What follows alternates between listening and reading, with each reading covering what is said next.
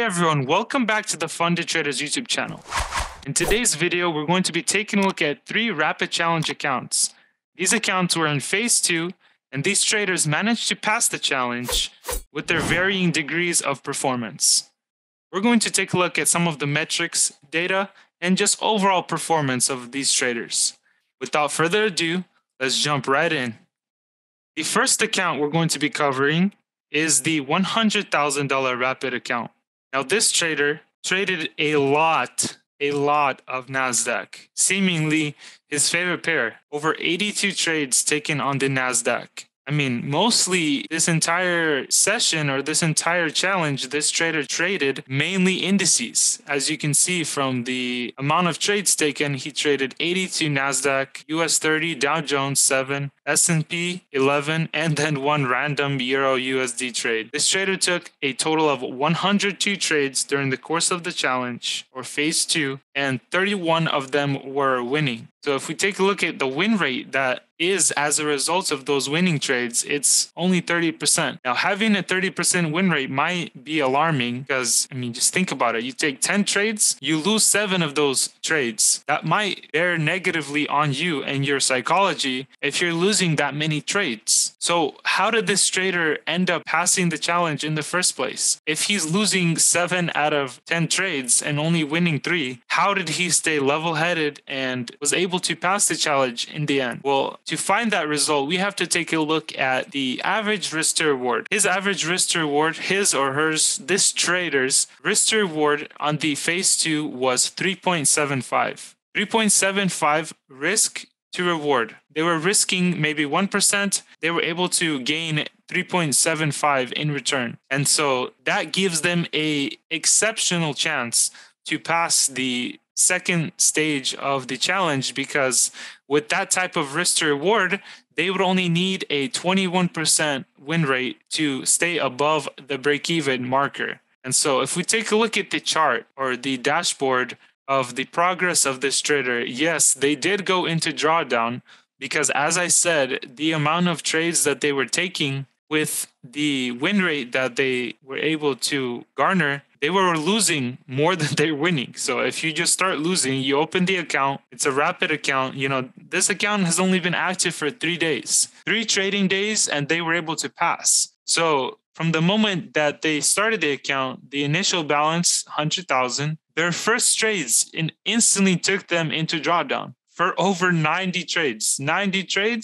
until they saw some type of spike and were able to recover the account and end up passing. That's incredible because, you know, not many traders can hold on mentally. It's very taxing mentally when you just keep losing. You feel like nothing's working. But if you just stick to your guns and keep holding on to that average win rate of 30%, even with a 30% win rate, with the average risk to reward winning $664 on average per trade and only losing $177. Once you get those chains of wins together, you're gonna be able to cover the distance and end up passing the account as a result. If we took a look at the average lot size, it's seemingly not high as I would expect. I mean, if you're losing so many trades in a row, you would want to give yourself a longer runway to try to pass the challenge, because if you're risking, you know, enormous lot sizes on indices, you're probably gonna end your graph around this section because you're gonna have 5 to 10 trades and your entire account is gone, because indices move at such a rapid pace that if you're not careful with your risk management, you're going to suffer and your account is likely going to end up in drawdown and breaching at the end of the result. So if we scroll down, let's see what the final trades were that gave him the win. Because if you're looking at the average lots and their 0.1s, 0.3s, they're not that high comparatively if you look at across the board. But then we look at some of the winning trades, they were more towards the upper average. So if the average was 0.67, then the winning trades I can imagine would be some larger lots. So towards the end, when this trader was near the lowest or lower point of the drawdown, they started entering a 5 lot, but they quickly exited the trade, realizing that this type of risk and risk exposure is not healthy for the account, because realistically, this trade could have gone the opposite way, minus 400 and even minus thousands of dollars. And so we can see that NASDAQ 457, S&P, they had a few losses, and then NASDAQ raw a buy, 4,000, 2,700, 3,500, a few losses, and then back to back, NASDAQ, Dow Jones, NASDAQ, NASDAQ, NASDAQ. And so they were able to pull off the win in the end. Let's take a look at the second account, which is another $100,000 rapid account. This account is similar in terms of the amount of trades taken, because the first account, they had 102. The second rapid challenge account the second 100,000 rapid challenge account had over 112 trades. However, this trader had a 58% win rate, winning 65 out of 112 trades and losing 47 out of 112 trades. The cumulative profit and loss was 5,000, which just perfectly cleared the profit target for the account. And this trader was able to walk away with a fully funded account for the $100,000 rapid. If we take a look at the average win rate and the average risk to reward, we can see that these numbers line up for the performance of the account, because any lower of an average risk to reward, the break-even win rate would not suffice in order to cover such types of losses. So if you're winning 58%, of your trades and you have a average 1.24 risk to reward, you're going to slowly build up those wins over time, because $190 average winning, $153 average losing. So there's like a net of 40. If you just take many different trades, 100, you can rack up those thousands of dollars that you need to pass the challenge.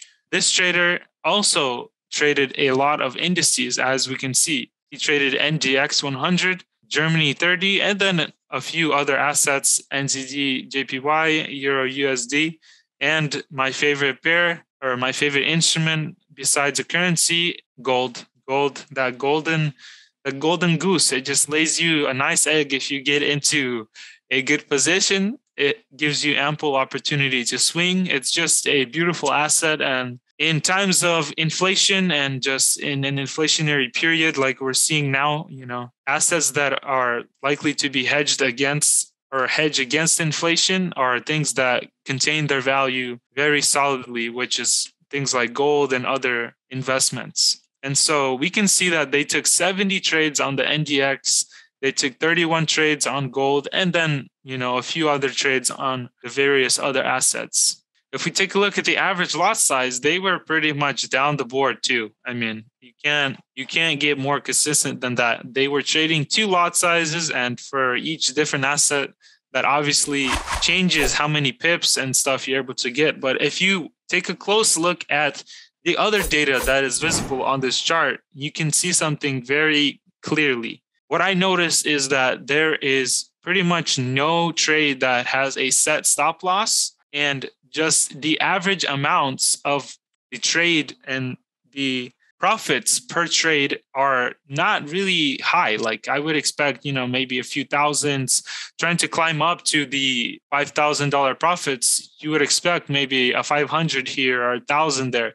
But most of the winnings really stay in that range, like under $500. I don't even know if there's any one single trade that's over 500. Oh, right here, 530, 800. So these are a few of the outliers, but seemingly towards the end, that's when this trader picked up. As we take a look at the chart and just in general, this trader was a master scalper, as we can see, because the phase 2 of the rapid challenge only lasted 1 day. This trader logged in probably after doing the same type of damage to the market on his phase 1. They got the phase 2 on the rapid challenge, which can be as early as 12 hours after completing the phase 1. They logged in and they were able to just decimate the profit goal in just one day. Taking a look at their chart, we can see that they started off at 100,000, just like any other $100,000 rapid account, and they dropped into drawdown, went into profits, dropped a little bit deeper into drawdown near the $98,000 range. And then from here, we can just see a steady increase all the way to the profit goal. They got into their flow. They started trading more rapidly in succession, and they just got into a rhythm, and they were able to capture the pips necessary to pass the challenge. And so this trader, very consistent, not increasing their risk, not going off beat. They stay to assets that they understand. They stay to assets that they can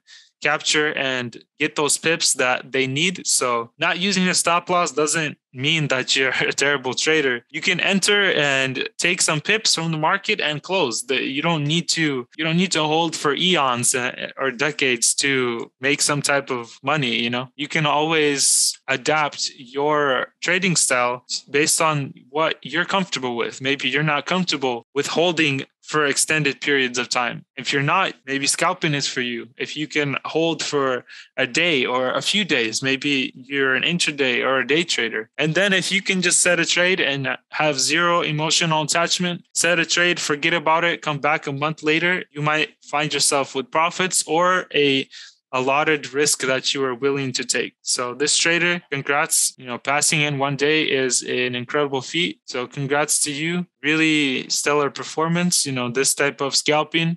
If you can replicate this on the funded account, it would be great to see your payouts in the coming future.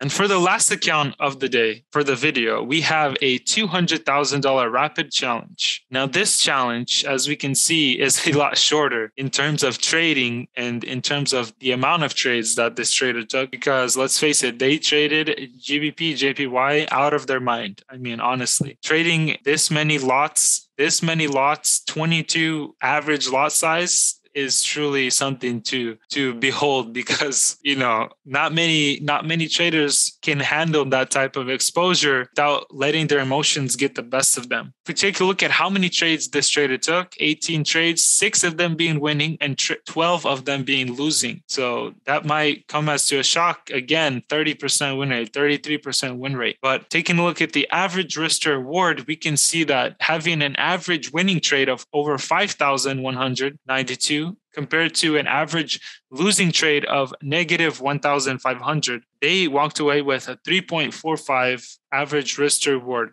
Risk 1%, make 3.45% back. And so this translates exactly to the chart that we see before us, because they went into drawdown having a 33% win rate. If you flip a coin or if you flip or throw a die that's 3-sided, the chance of you landing on one or two of those sides is higher, 33%. You're going to start losing initially. But as long as you stay consistent, you stick to what you know. If you are a experienced trader, this type of rapid challenge is good for those traders who are confident, consistent, and are able to get to their profit target with ease, because they know the market. They know when they can enter a 100 lot, because, when you try to enter a 100 lot willy-nilly, not really having any analysis, what's going to happen? You're going to open a 100 lot, and in seconds, your account is going to hit the max daily drawdown before you can even blink. Oh, max drawdown hit, account breached, and then there's no one to blame but yourself. So make sure you really understand what you're getting into before you decide to drop a 150 bomb on Euro USD. But for this trader, that ended up working out beautifully. They were able to find a pocket in which they capitalized on an increase of 100-ish pips, and they walked away with the win. So having a 106% return, they cleared the profit target with ease, and they were able to walk away with a funded account after passing the 200K rapid challenge. Thank you all for watching this video. I hope you took something away from this. Everyone has a different trading style. Everyone can trade differently. Some are masters, some are still learning, some are just getting into the flow of things. Wherever stage you may be at, just know that if you don't give up, you can find success in this Forex game, because If you quit, that's when you've lost. I've said that and I'll say it again because it's true. As soon as you quit and you let those losses be forever cemented, well, there's nothing you can do. But if you're losing, many traders have lost many accounts. They just don't give up. And in the end, you're going to start seeing payouts. You're going to start becoming more consistent. Experience pays, so just keep on grinding and you will find success one day. So thank you again for watching the video and tune in next time. Goodbye.